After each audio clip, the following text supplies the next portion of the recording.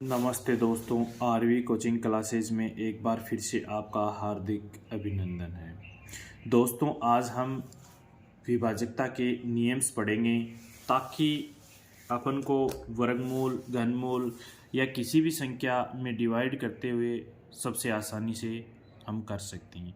तो देखिए, सबसे पहले जो विभाजकता का नियम है दोस्तों, वो है 2 की विभाजकता। किसकी विभाजकता? 2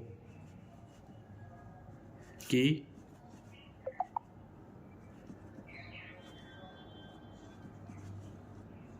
विभाजकता। कहने का मतलब है 2 की विभाजकता की पहचान क्या होती है दोस्तों? 2 की विभाजकता की पहचान ये होती है कि जिस संख्या के इकाई अंक, देखो मैं आपको एक बात वापस बता रहा हूँ कि अंक और संख्या में अंतर होता है। अंक मैंने आपको मूल रूप से पीछे की वीडियो में जाके देखोगे संख्या पद्धति की, तो उसमें मैंने आपको अंक बताए मूल रूप से 10। कौन कौन से बताए हैं वो देखिए।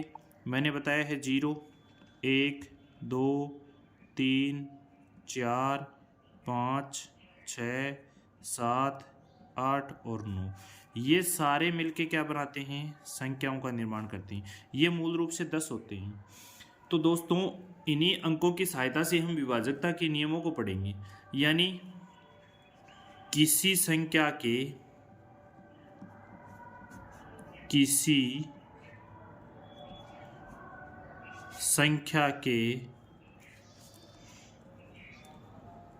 इकाई अंक जानते हो ना, राइट साइड से इकाई अंक में आपको यदि 0 दिखाई दे, 2 दिखाई दे, 4 दिखाई दे, 6 दिखाई दे और 8 दिखाई दे, तब आप ये समझ जाना कि इसमें 2 का विभाजकता नियम लागू होगा। यानी किसी भी संख्या के इकाई अंक में 0, 2, 4, 6, 8 हो तो वहां पर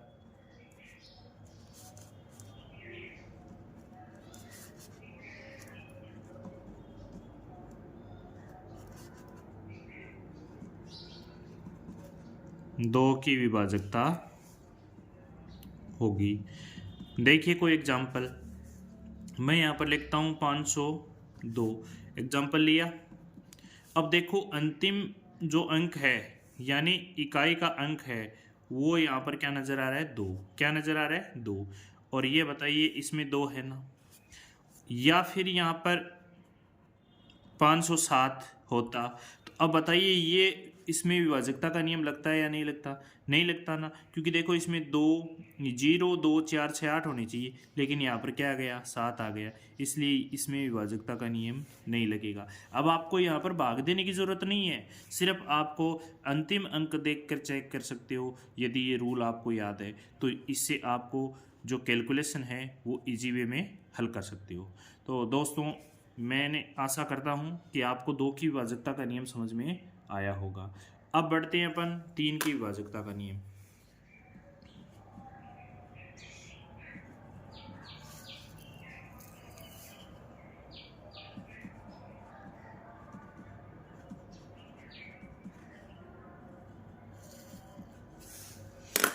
यानी कहने का मतलब है 3 से विभाज्य।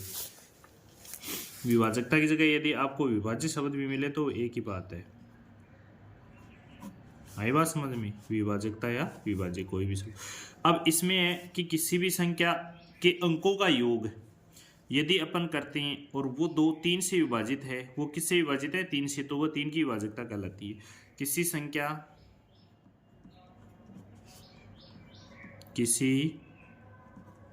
संख्या के अंकों का योग यदि 3 से विभाज्य है तो वहाँ पर 3 की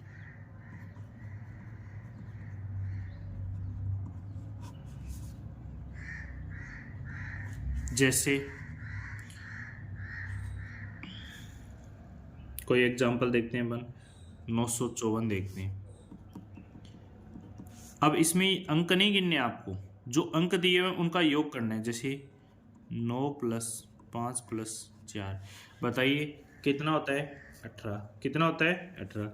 और 18 में किसका भाग जाता है? 18। और 18 है वो 3 से विभाजित है ना, तो इसका मतलब ये भी 3 की विभाजकता हो गई। अब दोस्तों इसके बाद अपन देखेंगे 4 की विभाजकता। 4 से विभाज्य। 4 से विभाज्य के लिए रूल क्या है कि किसी भी संख्या के इकाई और दहाई अंक, यानी युग्म हो गया ना, इकाई और दहाई का युग्म हो गया, यानी एक युग्म के अंतिम 2 अंकों में या अंतिम जोड़े में अपन किसका भाग देते हैं? 4 का। और यदि अपन 4 का भाग देंगे और वो भाग पूरा पूरा चला जाता है तो वो 4 की विभाजकता कहलाती है दोस्तों। किसकी विभाजकता कहलाती है? 4 की विभाजकता कहलाती है दोस्तों।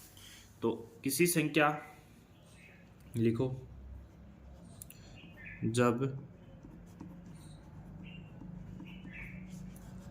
किसी संख्या के अंतिम दो मतलब युग्म हो गया, ये क्या हो गया है? उसका युग्म हो गया। 2 अंक में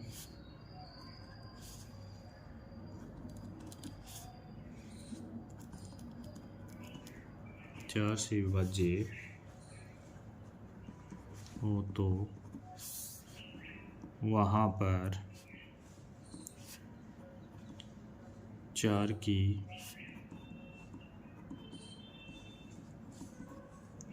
विभाजकता है। देखो एग्जाम्पल देखो तभी समझ में आएगा। चाहे कितना भी बड़ा एग्जाम्पल हो, लेकिन उसमें पूरे में आपको डिवाइड नहीं देना है। मैंने यहाँ पर क्या कहा है? अंतिम 2 अंक, यानी यहाँ पर युग्म, यानी अंतिम जो 2 संख्याएं हैं, यानी 2 संख्याओं का जो जोड़ा है ये युग्म हो गया। यह क्या है? 36 है। 4936 है, उसमें से यहाँ पर लास्ट अंतिम 2 अंक हैं 36।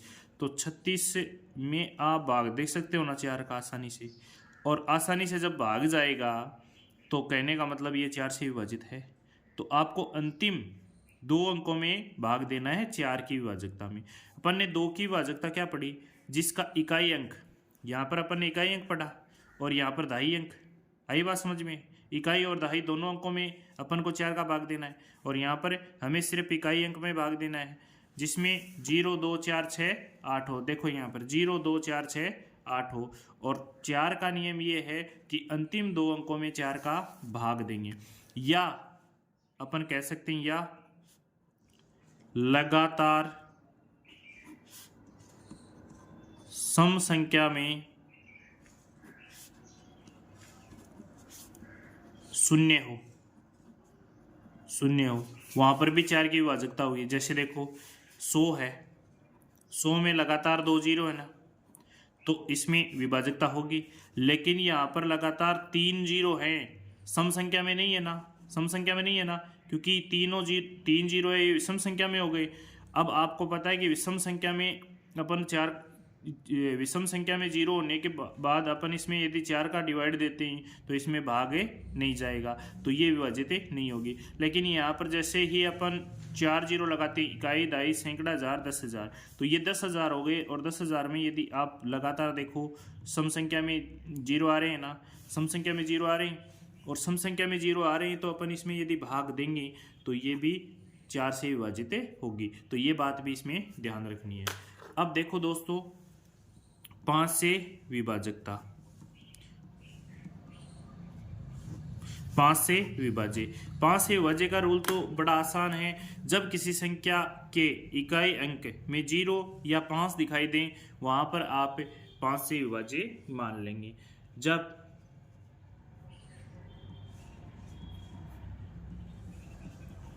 किसी संख्या के अंतिम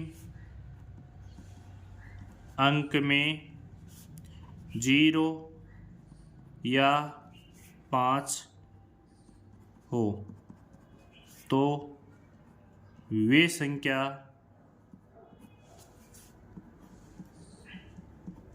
पूर्णतः 5 से विभाज्य है। जैसे देखो 50, अंतिम में क्या है 0, तो 50 है वो 2 से भी है और 50 है वो 5 से भी है, क्योंकि देखो 2 से विभाजकता का नियम क्या पड़ा, जिसके इकाई अंक में 0 2 4 6 8 हो वो, लेकिन 55 है, 55 में इकाई अंक क्या है 5, 25 में इकाई अंक क्या है 5, तो ये सारी 5 से विभाजित हैं, लेकिन ये 2 से विभाजित नहीं है, क्योंकि 0 2 4 6 8 इसके इकाई अंक में नहीं है। तो इसी के साथ आशा करता हूँ दोस्तों 2 से लेके 5 की विभाजकता के नियम आपको अच्छे से समझ में आए होंगे। अब बढ़ते हैं अपन विभाजकता का रूल नंबर 6 से विभाज्य। अब दोस्तों इसमें पीछे के 2 नियम यदि आपको याद है तभी ये विभाजकता का नियम कर पाओगे, कि जब किसी संख्या के अंतिम अंक 0 2 4 6 8 हों, यानी 2 की विभाजकता और 3 की विभाजकता, यदि दोनों रूल एक साथ लगते हैं तो वह 6 की विभाजकता कहलाती है। तो अपन कह सकते हैं कि जब वह संख्या 2 और 3 से पूर्णतः विभाजित है तो वहां पर 6 की विभाजकता होगी। जब किसी संख्या में 2 व 3 की विभाजकता नियम का पालन करे तो वहाँ पर 6 की विभाजकता होगी। कहने का मतलब 2 और 3 का दोनों का रूल अप्लाई होना चाहिए, यदि उनमें से एक का भी रूल अप्लाई नहीं होता तो वह 3 से विभाजित नहीं होगी। पूर्णतः कब विभाजित होगी, जब 2 और 3 का विभाजन नियम लागू करेगी। जैसे 744 एग्जाम्पल लिया अपन ने 744, देखो इसको, देखो 7 इकाई अंक 0 2 4 6 8 है तो 2 का रूल लागू होता है, ठीक है। 3 का रूल के लिए क्या बताया था मैंने, सारे अंकों का योग करो। अब योग करोगे तो आपके पास बताइए क्या आएगा, 4 और 4 को जोड़ोगे तो क्या आएगा 8, 8 में 7 जोड़ोगे तो क्या आएगा 15, और 15 में किसका भाग जाता है 3 का जाता है ना दोस्तों। तो इसका मतलब ये 3 की विभाजकता के नियम का पालन करता है और 2 की विभाजकता के नियम का पालन करता है, तो इसलिए ये 6 से विभाजकता का नियम भी होगा। अब देखिए दोस्तों इसके बाद 7 का है, 7 का जो नियम है उसको आसानी से आप ये लिख सकते हो कि जिस संख्या में अपन 7 का भाग दें, क्योंकि यदि उसका जो मूल जो रूल है उस रूल के हिसाब से यदि करोगे तो वो थोड़ा सा डिफिकल्ट हो जाएगा।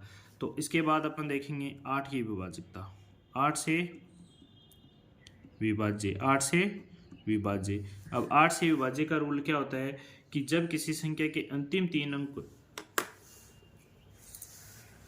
0 अथवा अंतिम 3 अंकों में क्या दे अपन भाग दे, किसका 3 का। जब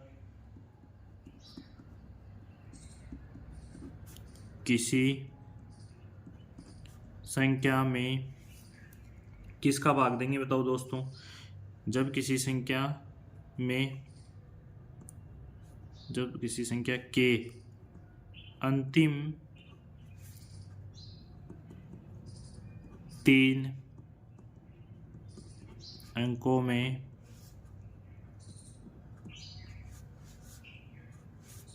3 अंकों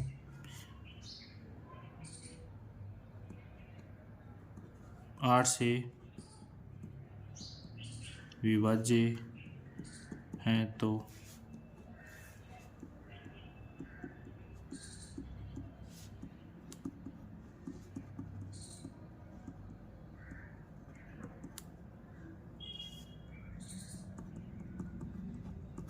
आठ की विभाजकता होगी। एग्जाम्पल देखो, अंतिम 3 अंक कौन कौन से हैं इसमें, एग्जाम्पल देखो, आपको एक एग्जाम्पल देता हूँ, ठीक है। अब इसके अंतिम 3 अंक ये है, इन 3 अंकों में यदि आप भाग देकर देखोगे 8 का, तो देखो यहाँ पर भाग दो आप 872 में भाग दोगे क्या आएगा बताइए, ये पूर्णतः विभाजित होंगे। भाई 8 का इसमें भाग दोगे, इसमें जाएगा, 72 में जाएगा। तो इसका कहने का मतलब ये है कि ये पूर्णतः विभाजित है, क्योंकि 8 के पहाड़े में 8 भी आते हैं और 72 भी आते हैं। तो इस प्रकार से आप चेक कर सकते हो। देखिए बात, अब देखो दोस्तों 9 से विभाजकता, जो अपन ने 9 से विभाजकता है वो जैसे अपन ने 3 की विभाजकता देखी थी ना, कि जब किसी संख्या के अंकों का योग कर, जब किसी संख्या के सभी अंकों का योग कर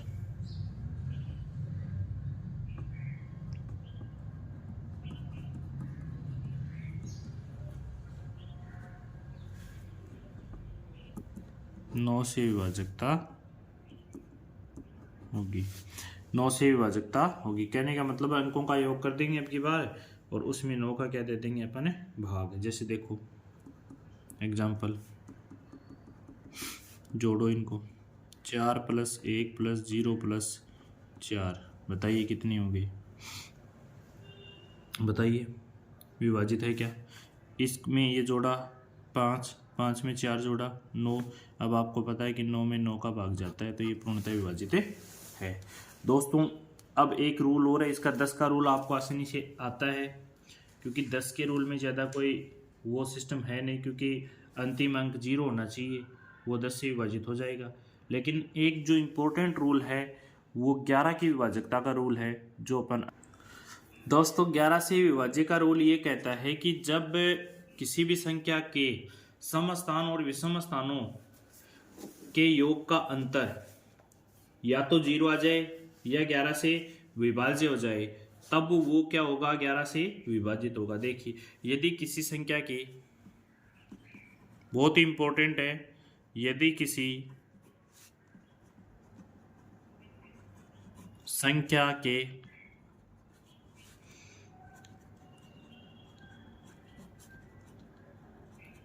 विषम स्थानों और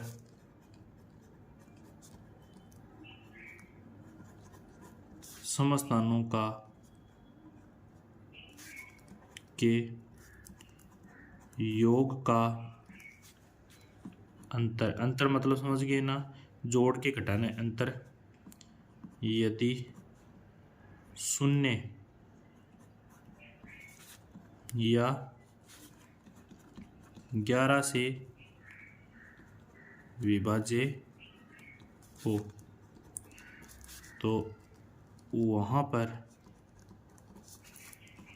11 की विभाजकता होगी। एक एग्जाम्पल देखोगे तभी समझ में आएगा। अब देखिए इसमें कोई संख्या लेते हैं अपन, ठीक है। अब इसको चेक करते हैं अपन। अब दोस्तों समस्थान, पहला विषम स्थान है 1 नंबर दे देते हैं, समस्थान 2 नंबर दे दिया, विषम 3, फिर सम 4, फिर 5।